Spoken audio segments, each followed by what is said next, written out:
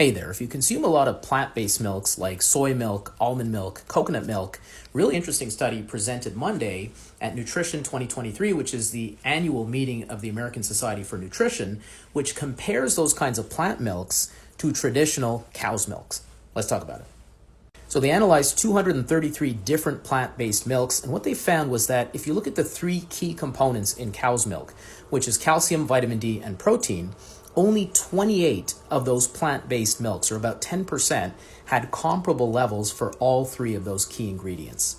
So they weren't bad for calcium and vitamin D. About 3/4 had a comparable amount to cow's milk, but only 17% had as much protein as you would get in a typical glass of cow's milk. On the other hand, a lot of them had more sugar. So about 1/3 of them had more sugar, either naturally occurring or added sugar, than what you would see in cow's milk. And in fact, the amount of sugar in those plant-based milks equated to around what you would see in a flavored milk, like a chocolate milk or a strawberry milk.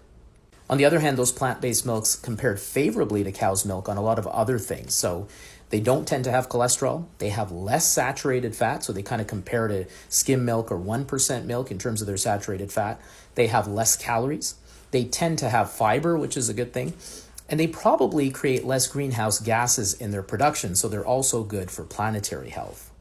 So the study is telling us that you really shouldn't think of plant-based milks as a direct replacement for cow's milk, but in fact, most of those plant-based milks will give you a comparable amount of calcium and vitamin D, and you won't probably get as much protein, but most of us get that protein through other parts of our diet. So by and large, this study, I think for people who consume lots of plant-based milk, is very reassuring.